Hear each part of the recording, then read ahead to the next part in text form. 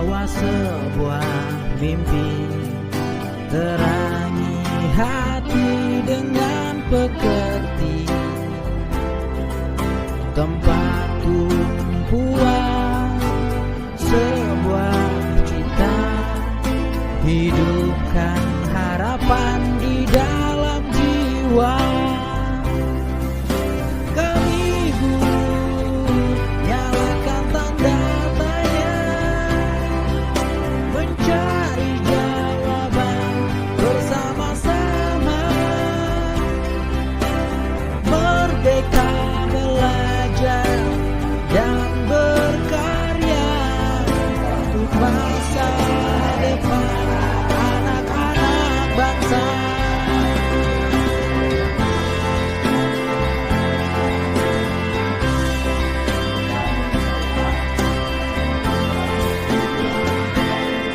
Ucaplah jadi keteladanan, mendidik haruslah melibatkan, membuka diri, selalu refleksi, menjadi pembelajar yang mandiri. Keminggu nyalakan tanda tanya, mencari jawaban bersama-sama,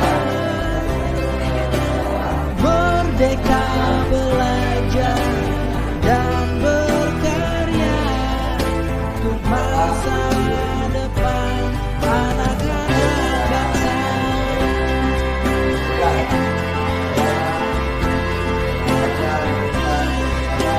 Budaya positif di sekolah.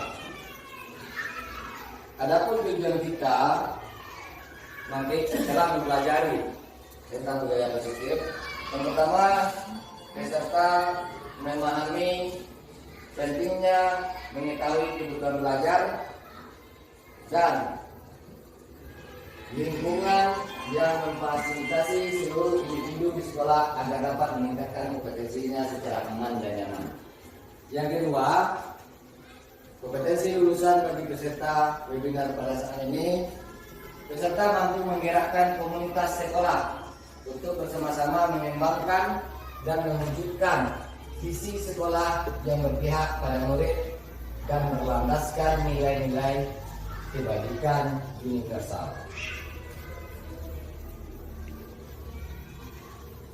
Adapun yang dapat kita lakukan pada penerapan budaya positif ini, yang pertama sekali yaitu hukuman dapat menstabilkan keadaan. Yang kedua, pemberian hukuman dengan hal positif seperti membaca atau membersihkan halaman sekolah dapat meningkatkan disiplin anak. Tiga, memberikan penghargaan dapat meningkatkan motivasi belajar anak. Nah, di sini dari pertanyaan-pertanyaan tadi, apakah Bapak, Ibu yang ada sekarang setuju dengan hukuman dapat membentuk disiplin anak? Yang kedua, pemberian hukuman dengan hal positif seperti membaca, membersihkan halaman sekolah dapat meningkatkan disiplin anak. Ketiga, memberikan penghargaan dapat meningkatkan motivasi belajar anak. Nah, di sini saya harapkan apakah Bapak atau Ibu setuju dengan tiga hal ini? Setuju. Nah, sekarang kita lihat. Jadi di dalam topik sekarang yang akan kita pahamkan itu disiplin positif dan nilai-nilai universal. Pada umumnya para guru atau pendidik itu mengilustrasikan bahwa guru itu dapat mengontrol murid. Yang kedua, dalam ilustrasinya bahwa kritik dan membuat orang merasa bersalah dapat menguatkan karakter. Yang ketiga, dalam ilustrasinya bahwa semua perbuatan efektif dan bermanfaat. Yang keempat, ilusinya bahwa seorang guru itu dapat bahwa orang dewasa memiliki hak untuk memaksa. Kalau kita lihat dari sepanjang perubahan paradigma stimulus respon atau teori kontrol atau teori pilihan, siapa sesungguhnya yang memiliki kontrol dalam stimulus respon? Yaitu kita mencoba mengubah orang agar berpandangan sama dengan kita. Secara teori kontrol atau pilihannya, kita itu berusaha memahami pandangan orang lain tentang dunia. Yang kedua, perilaku buruk dilihat sebagai suatu kesalahan. Dalam teori kontrol atau pilihannya, semua perilaku itu memiliki tujuan. Apa maksudnya di sini? Apapun nanti kesalahan yang kita temukan di dalam kelas kita, baik itu nanti teman sejawat kita ataupun siswa kita sendiri, kita tidak sepenuhnya memberikan kesalahan atau hukuman kepada mereka. Kenapa? Karena perilaku buruk yang kita lihat sebagai suatu kesalahan belum tentu sepenuhnya dia itu melakukan kesalahan. Kenapa? Karena menurut teori kontrol itu merupakan pilihan. Pilihannya bagaimana? Semua orang, semua manusia itu memiliki perilaku, memiliki tujuan di dalam dia melakukan perbuatannya tersebut. Kemudian yang ketiga, orang lain bisa mengontrol saya. Itu stimulus responnya. Padahal hanya kita yang bisa mengontrol diri kita sendiri. Tidak ada orang lain, tidak ada kepala sekolah kita, tidak ada teman sejawat kita yang bisa mengontrol kita, kecuali diri kita sendiri. Yang keempat, pemaksaan ada pada saat rujukan gagal. Nah ini dalam stimulus respon kita. Kemudian dalam teori kontrol atau pilihan, tidak adanya pemaksaan ini, itu kita harus adanya kolaborasi atau kerjasama dengan teman sejawat, dengan orang lain, dan mempunyai konsensus menciptakan pilihan-pilihan baru yang kita hadapi. Kemudian yang terakhir itu model berpikir menang atau kalah. Jadi model berpikir menang atau kalah ini dalam teorinya berpikir kita untuk menang. Itu pada prinsipnya. Kemudian disiplin positif. Menurut teori Dr. William Glasser, teori positif itu adalah Anda tidak bisa mengontrol orang lain, hanya Anda yang bisa mengontrol diri Anda. Jadi apa intinya di sini? Intinya di sini adalah bagaimana kita menciptakan suasana dalam diri kita itu untuk bisa mengendalikan emosional kita, untuk bisa kita itu melakukan perbuatan-perbuatan yang bersifat positif. Kemudian semua perilaku memiliki tujuan. Apapun yang kita lakukan, baik itu nanti dalam segi mengajar ataupun nanti di dalam kita itu melakukan tindakan tidak disiplin, itu tidak merupakan suatu kesalahan. Tapi semuanya itu harus kita kuasai. Apakah yang kita lakukan selama ini termasuk suatu kesalahan atau hanya kita yang mengetahuinya. Kemudian yang ini model berpikir. Dalam model berpikir ini ada nanti 5 posisi kontrol yang akan kita bahas pada saat pelajaran ini. Selanjutnya, apakah makna disiplin? Disiplin itu berasal dari kata disiplin, yang artinya belajar. Jadi yang selama ini kita itu sudah menyalahartikan apa maknanya disiplin. Disiplin di sini adalah itu belajar. Belajar yang bagaimana? Belajar kita bisa memperbaiki atas kesalahan yang pernah kita lakukan, baik itu nanti di sekolah ataupun bagi anak-anak kita di dalam kelas. Kemudian makna asal dari ini katanya berasal dari kata konotasi dengan disiplin dari murid-muridnya Socrates and Plato. Kemudian yang kedua, disiplin diri membuat orang itu menggali potensinya menuju sebuah tujuan apa yang dia hargai. Jadi belajar di sini itu tujuannya adalah menggali potensi. Kalau kita bawakan di dalam kelas kita adalah bagaimana kita menggali potensi siswa-siswa kita. Yang ketiga, dalam budaya kita, makna disiplin telah berubah menjadi suatu yang dilakukan seorang pada orang lain untuk mendapatkan kepatuhan. Kemudian kecenderungan umum adalah menghubungkan kata disiplin dengan ketidaknyamanan, bukan dengan apa yang kita hargai atau apa pencapaian suatu tujuan mulia. Di dalam kita menerapkan kedisiplinan positif,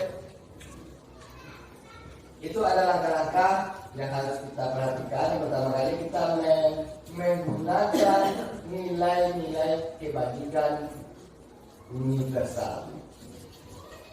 Nilai-nilai kebajikan universal ini merupakan nilai-nilai kebajikan adalah sifat-sifat positif manusia yang merupakan tujuan mulia yang ingin dicapai setiap individu.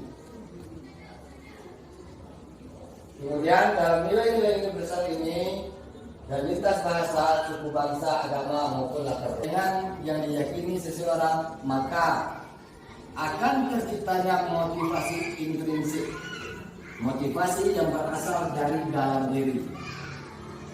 Akan terbangunnya motivasi tersebut, maka seseorang itu bisa berbuat dengan melaksanakan budaya positif tersebut, sehingga dapat menyerahkan dan memotivasi diri dari dalam diri untuk mendapat tujuan yang mulia.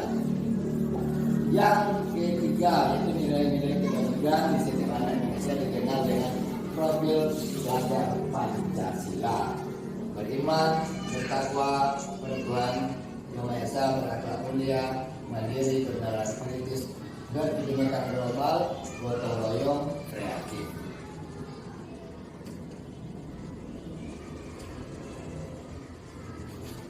Kita lanjutkan teori motivasi perilaku. Untuk menghindari ini, apa yang akan terjadi apabila saya tidak melakukannya, ini merupakan suatu motivasi dalam diri kita. Nah, motivasi dari mana? Motivasi secara eksternal. Yang kedua, mendapatkan imbalan dari orang lain, instansi. Itu juga merupakan motivasi eksternal. Kemudian yang ketiga, untuk menghargai diri sendiri, saya akan menjadi orang yang seperti apabila saya melakukannya. Ini merupakan motivasi internal, merupakan tujuan dari disiplin positif.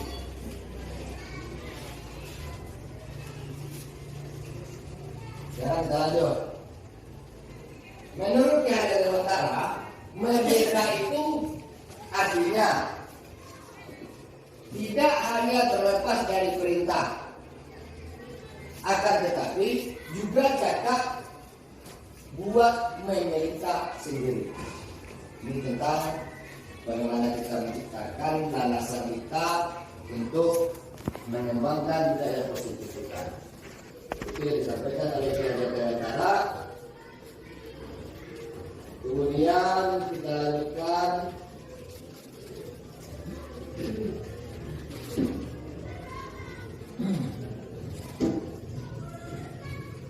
didukung oleh keberadaan. Didukung oleh keberadaan ini itu ada nanti efeknya atau dampak negatifnya. Yang pertama sekali, kalau kita di dalam kelas sering kita itu memberikan perhatian terhadap siswa kita, baik itu mendapatkan ranking ataupun nanti tidak mendapatkan ranking, itu sering nanti akan terjadinya satu, penghargaan dapat menurunkan kualitas. Kenapa?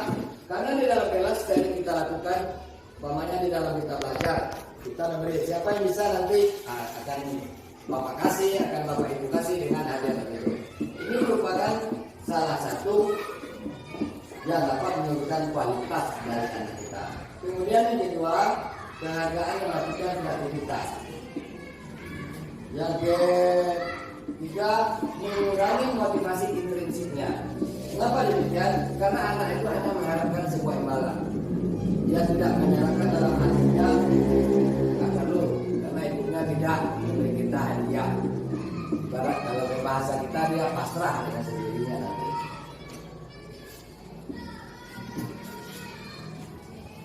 Bentuk program kebajikan atau apresiasi kita. Dalam memberikan apresiasi atau pengakuan, perlu diingat beberapa hal. Yang pertama, memberi pengakuan secara khusus kepada anak.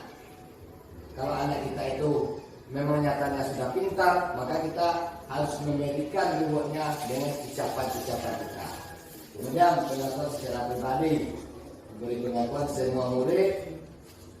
Kemudian memberi pengakuan secara konsisten, fokus pada proses belajar kita.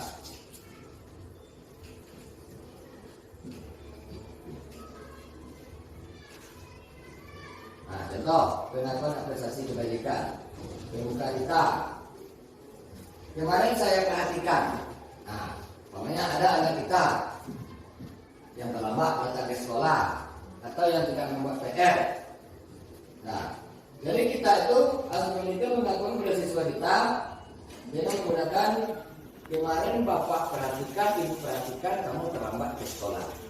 Nilai kewajibannya itu akan timbulnya rasa simpati besar terhadap guru. Kenapa? Karena kita tidak memarahi atau tidak memberikan hukuman kepada anak. Kemudian yang kedua, saya menghargai. Nah, ibaratnya dalam kelas anak itu tidak membuat PR, kita sebutkan Ibu hargai, Bapak hargai bahwa kami itu tidak membuat PR karena itu merupakan hak kamu. Tapi kita tanya nilai kebajikan di sini, mana kepedulianmu terhadap kita belajar di sekolah. Tindakan guru. Nah, ini dapat kita lihat, yaitu yang pertama,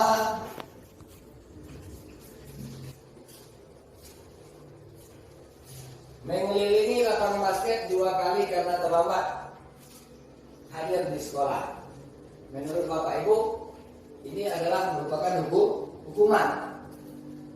Kemudian murid diminta push up. Kemudian menggantikan kertas tugas tema dengan yang coret, membersihkan tumpahan yang ada di dalam tumpahan air di meja, tulis karena tersenggol pada saat belajar. Jadi bedanya antara hukuman dengan konsekuensi. Nah, sedangkan hukuman tindakan yang kita berikan terhadap anak. Sedangkan konsekuensi yaitu kita memberikan tindakan terhadap anak pada apa yang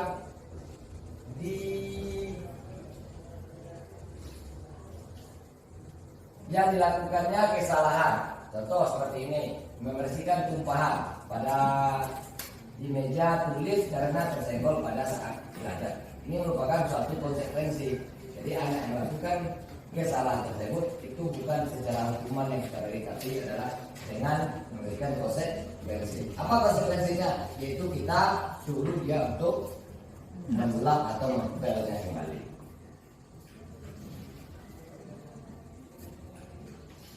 Sekarang kita lanjutkan. Di dalam penyelesaian permasalahan masalah yang muncul itu ada namanya sistem restitusi. Apa itu restitusi? Adalah proses menciptakan kondisi bagi murid untuk memperbaiki kesalahan mereka sehingga mereka bisa kembali pada kelompok mereka dengan karakter yang lebih baik. Jadi yang namanya proses tentu memerlukan waktu yang sangat panjang untuk merubah perilaku atau tindakan-tindakan yang pernah dilakukan dalam kesalahan mereka tersebut. Ini karena ini bukan proses, disinilah peran guru saling melakukan kolaborasi, memberikan pengajaran kepada murid, mencarikan solusi untuk masalah mereka. Apakah nanti tujuannya, dan bagaimana mereka harus memperlakukan orang lain.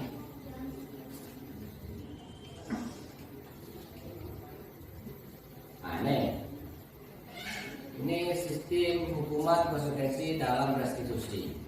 Kita identifikasi suksesnya identitas gagal. Sesuatu yang menyakitkan harus terjadi. Ini merupakan hukuman. Anak itu akan terbeban mentalnya kalau kita memberikan hukuman. Anak itu akan menaruh dendam sebuah titik dalam hatinya. Dia itu akan memvonis gurunya itu bahwa ibu itu sangat marah. Jadi bagaimana versinya? Sesuatu yang harus terjadi. Jadi yang harus kita pakai adalah merestitusikan adalah pilihan kita.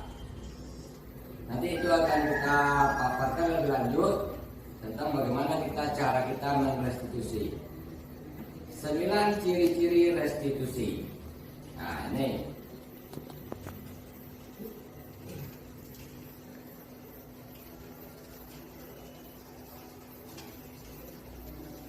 Setelah kita merestitusi anak kita, bagaimana nanti anak kita itu bisa memperbaiki dirinya?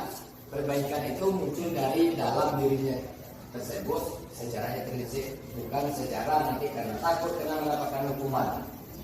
Jadi setelah itu terjadi, maka dapatlah kita nanti membentuk suatu keyakinan kelas kita.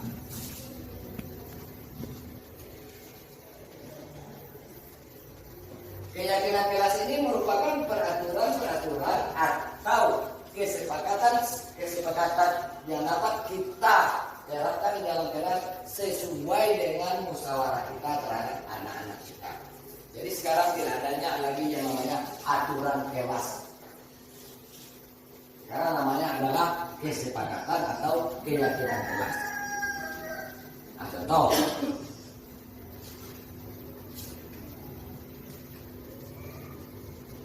Mengapa kita memiliki peraturan harus menggunakan helm bila mengendarai kendaraan roda 2? Mengapa kita memiliki peraturan 3M untuk sedang kelas? Kesepakatan kelas ini berubah nanti menjadi keyakinan kelas. Kalimatnya, kami dan guru murid kelas itu akan datang tepat waktu dan mengucapkan salam. Jadi tidak ada nanti kata sanksinya di bawah.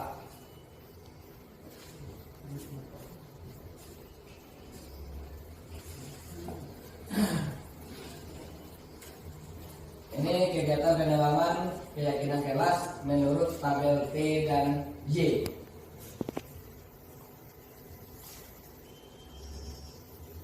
Kemudian ini peraturan kelas. Peraturan yang selalu kita buat, selalu kembalikan buku ke dalam tempatnya. Ini merupakan sebuah kalimat peraturan. Sedangkan keyakinan kelas kita, ini merupakan tanggung jawab siapa yang memakai buku tersebut. Kemudian peraturan dilarang mengganggu orang lain. Keyakinan kelas kita adalah menghormati orang lain. Hadir di sekolah 15 menit sebelum pelajaran dimulai. Keyakinan kelas kita menghormati orang lain dan berkomitmen. Kebutuhan dasar manusia dan dunia berkualitas.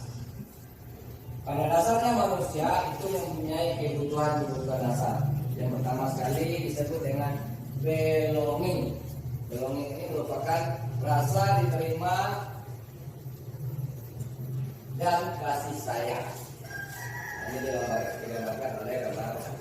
Kemudian power. Power ini merupakan suatu kekuatan. Kekuatan itu berfungsi adalah untuk kekuasaan.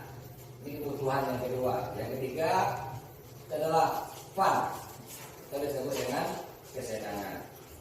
Yang keempat adalah freedom. Freedom atau kemerdekaan, kebebasan seseorang. Jadi ini merupakan dasar-dasar kebutuhan dari manusia. 5 posisi kontrol. Posisi kontrol.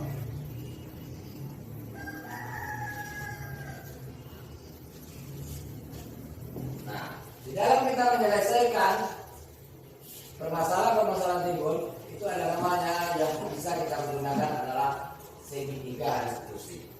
Dalam kita penerapan seri 3 restitusi ini di dalam kelas, baik itu mendiskusikan anak nanti yang pertama sekali yang harus kita lakukan adalah menstabilkan identitas. Distabilkan dulu identitas. Apa maksudnya di sini menstabilkan identitas?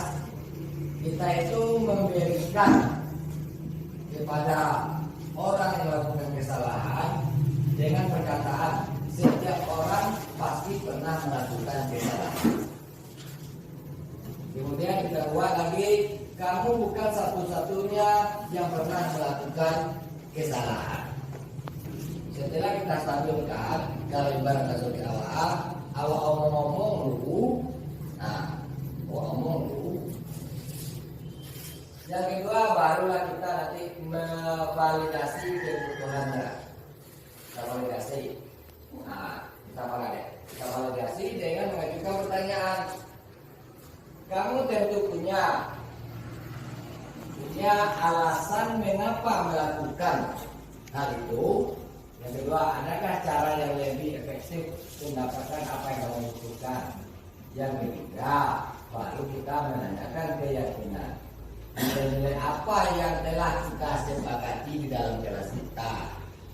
Yang kedua, kamu ingin menjadi orang yang seperti apa? Jadi di dalam segitiga restitusi ini tidak adanya nanti kita itu memarahi anak-anak yang tidak melakukan disiplin.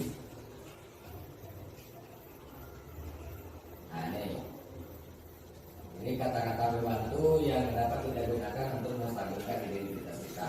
Guru berkata, berbuat salah itu hal yang manusiawi. Tidak ada manusia yang sempurna. Bapak atau ibu juga berbuat salah. Kita pasti bisa menyelesaikannya. Kemudian, validasi kesalahan tersebut. Validasi yang kita gunakan adalah tujuannya adalah membantu murid menggali atau mengenal basic need-nya pribadinya tersebut, kebutuhan dasar yang ingin dipenuhinya. Ini perkataan guru. Kamu bisa saja kan melakukan hal yang lebih buruk, tapi kamu tidak melakukannya. Kamu pasti punya alasan mengapa melakukannya. Yang ketiga ini menanyakan keyakinan. Keyakinan ini kita ambil dari keyakinan kelas yang telah kita susun bersama anak. Apa perkataan guru terhadap anak tersebut? Apa nilai yang kita percaya di kelas atau di sekolah kita? Nilai-nilai apa yang telah kita sepakati?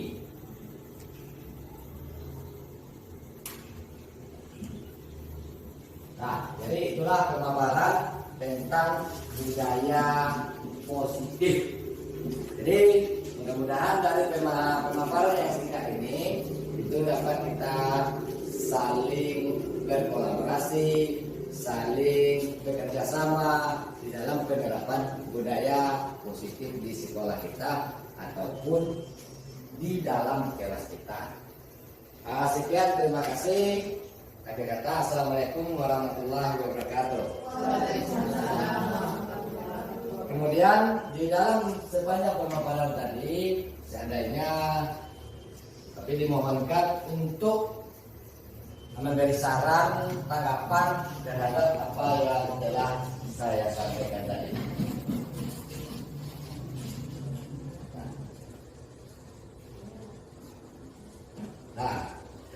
Silakan Bu Yosi. Terima kasih atas waktu yang diberikan. Di sini yang ingin saya tanyakan, bagaimana sikap seorang guru dalam menstabilkan masalah yang timbul itu? Baik, terima kasih banyak atas pertanyaan yang disampaikan oleh Ibu Yosi. Jadi di sini pertanyaan yang disampaikan oleh Ibu Yosi tadi, bagaimana kita seorang guru itu menstabilkan identitas? Jadi yang namanya menstabilkan identitas, kita itu tidak memvonis, tidak langsung kita itu memberikan rasa marah kita terhadap anak yang telah melanggar peraturan tersebut. Jadi pertama langkah kita yang harus kita kenal terlebih dulu adalah menstabilkan identitas itu tujuannya adalah untuk membuat anak. Nah, untuk membuat anak yang merasa gagal karena berbuat salah menjadi positif terhadap dirinya.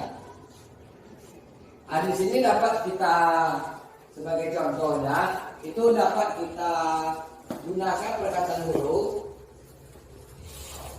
Kita umpamakan di sini terjadinya suatu permasalahan, maka kita mengucapkan kalimat terhadap anak itu adalah berbuat salah itu hal yang manusiawi. Tidak ada manusia yang sempurna. Bapak atau ibu juga berbuat salah. Kemudian kita tambahkan wejangannya lagi, kita pasti bisa menyelesaikan permasalahan ini. Bapak ibu tetap tidak tertarik untuk mencari tahu siapa yang benar, siapa yang salah. Bapak atau ibu lebih tertarik untuk menyelesaikan masalah. Jadi di sini intinya kita itu mendiskusikan kepada anak secara baik, secara ramah, untuk supaya anak itu bisa menyebutkan keadaan-keadaan yang sebetul-betulnya terjadi. Jadi tujuan dari menstabilkan tersebut itu. Jadi bagaimana kita mengharapkan menstabilkan identitas ini, kita itu memakai istilah kasih sayang di dalam melakukan pertanyaan tanpa adanya rasa marah, rasa membentak terhadap anak. Nah begitu Bu Yosi, Dirga Yosi. Terima kasih Pak atas jawabannya. Nah kira-kira kalau ada lagi ya Yudar.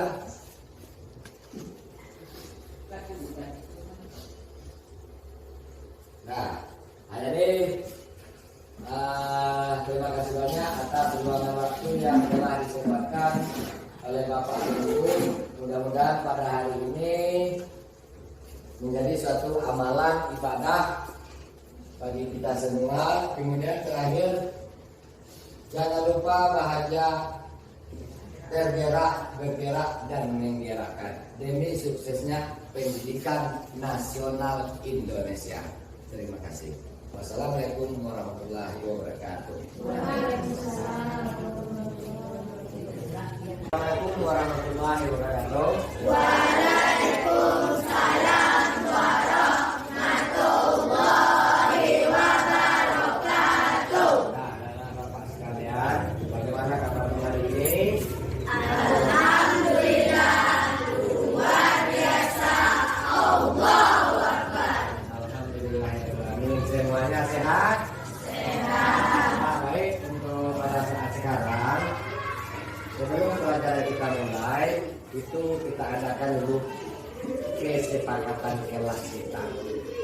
Kesepakatan kelas itu nanti akan mewujudkan yang namanya keyakinan kelas. Keyakinan kelas adalah kesepakatan yang dibuat oleh warga kelas. Yang gunanya adalah untuk memperlancar proses pembelajaran supaya kami itu merasa aman, nyaman, tentram selama kita itu belajar di dalam kelas. Jadi anak Bapak nanti akan Bapak berikan hikmat ini nanti. Kemudian kamu tulis apa rasanya yang akan menjadi kesepakatan yang bisa nanti kamu itu merasa nyaman berada dalam kelas pada saat belajar. Kamu tuliskan, bebas kamu menuliskan bagaimana. Jadi setelah ini nanti terkumpul, maka terciptalah yang namanya keyakinan kelas. Nah, jadi keyakinan kelas kalau dahulu namanya peraturan kelas, tapi sekarang namanya adalah keyakinan kelas. Kenapa dikatakan dengan keyakinan? Karena apa yang kita tulis ini berdasarkan hati nurani kita, bukan paksaan dari orang lain. Kalau sudah memang paksaan, berarti namanya aturan, ada hukuman. Jadi ini keyakinan kelas ini nanti bukan kamu itu kena hukum, tidak. Tapi bagaimana kamu itu nanti bisa merubah perilaku kamu dari hati kecil kamu untuk mengadakan perbaikan terhadap kesalahan yang pernah kita buat. Contoh umpamanya, tidak membuat PR, terlambat datang ke sekolah, dan sering bergelut pada saat belajar, tidak menyemangatkan guru. Nah, itu merupakan kesalahan. Karena kita terlambat, apa biasanya? Kita akan ketinggalan pelajaran. Bergelut kita, siapa yang dirugikan? Diri kita dan orang lain. Nah, itu makanya sekarang akan kita bentuk, akan kita musyawarahkan, akan kita diskusikan tentang keyakinan kita. Nah, jadi ini Bapak perhatikan 1 per kamu nanti, kemudian kamu tulis. Sekarang sediakan penanya dulu. Nah, kita sediakan pena kamu tulis di sini nanti apa yang rasanya menurut kamu yang akan menjadi keyakinan kelas. Nah, sekarang itu boleh kamu tulis apa rasanya yang ingin kamu tulis. Umpamanya dilarang memakai sandal ke sekolah. Nah, tidak boleh terlambat.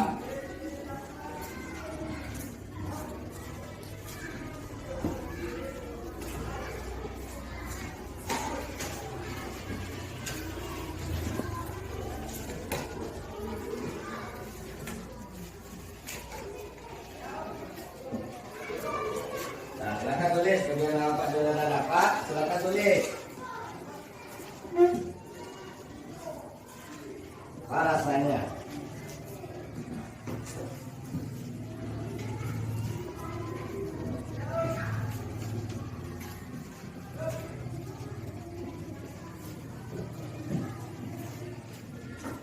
Nah, silakan Bapak tulis. Apa kira-kira rasanya?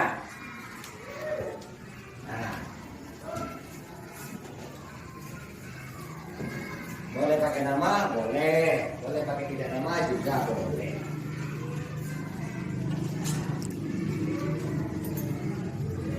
Jadi kesepakatan ini nanti akan kita lakukan keyakinan kelas kita. Gunanya nanti adalah supaya pada saat belajar kamu itu merasa nyaman, aman, dan belajar ini berpusat kepada kamu semua. Dengan istilah pendidikan berpusat kepada siswa.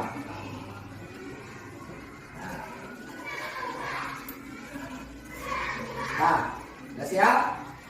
Baik. Sekarang tadi kan ada 2 warna, ya kan? 2 warna.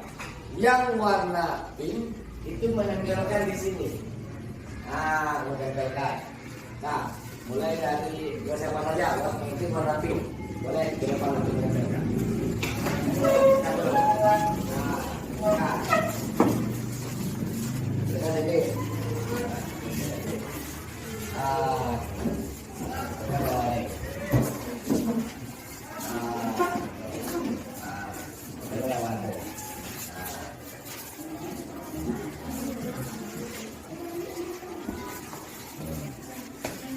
Don.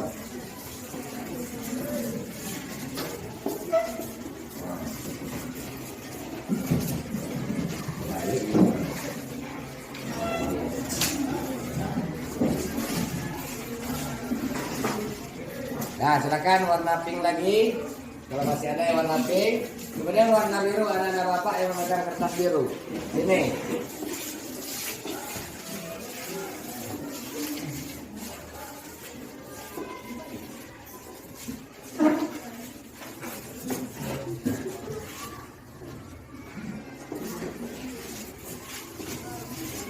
Nah, tahu.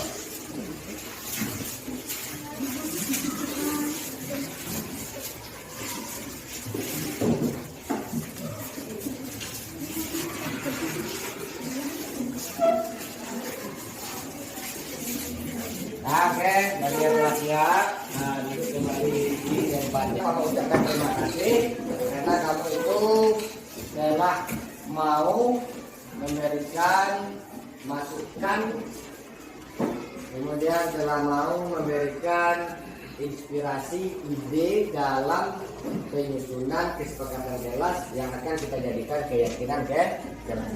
Sekarang kita lihat keyakinan kelas. Dilarang mengeluarkan baju saat pelajaran, dilarang mencontek, dilarang mengeluarkan baju. Nah, ini sama. Nah, dilarang mengobrol, dilarang mencontek. Nah, dilarang mencontek. Kemudian dilarang mencontek. Kemudian dilarang bergelut. Nah, ini baru. Dilarang mengeluarkan baju. Nah, ini mengeluarkan baju. Nah, dilarang memakan makanan. Kemudian dilarang membuang sampah sembarangan. Bagus juga. Dilarang mencontek. Kemudian dilarang makan dalam kelas. Kemudian dilarang mencontek. Kemudian ini dilarang makan dalam kelas. Dilarang mencontek. Mengerjakan tugas tepat waktu. Dilarang makan dalam kelas. Dilarang mencontek.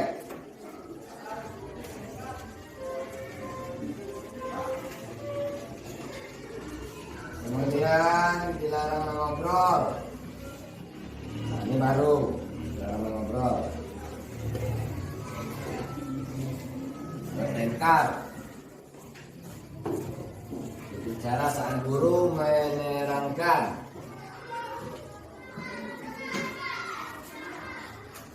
Dilarang membuka sepatu.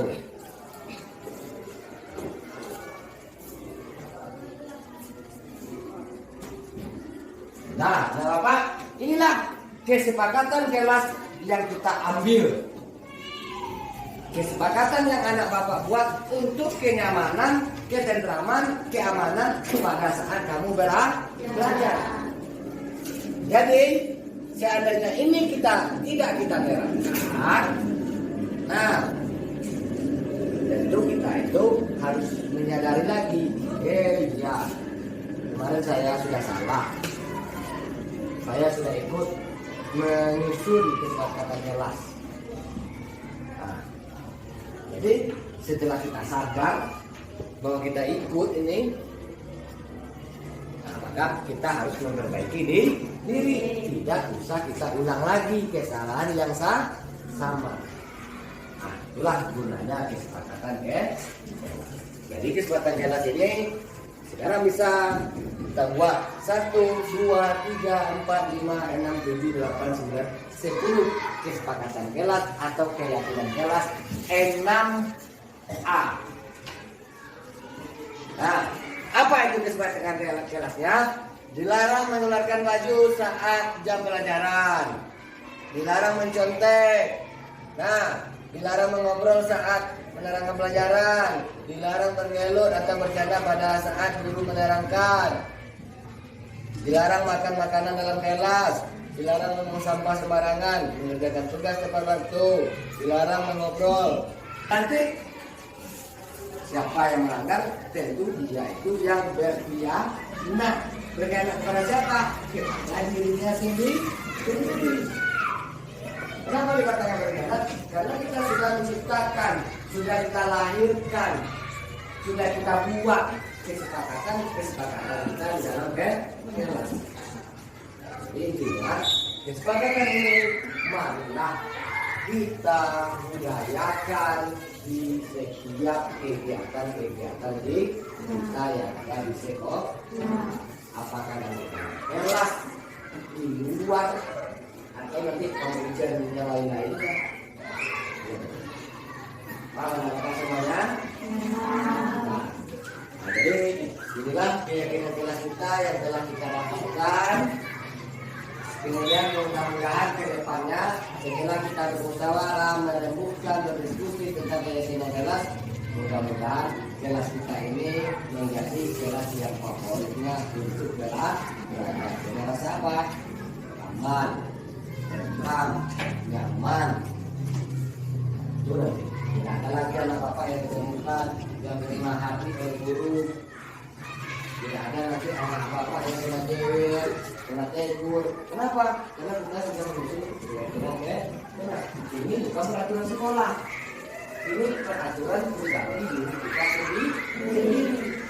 Pribadi kita ini kita kumpulkan, kita godok, kita satukan menjadilah satu kesepakatan kita.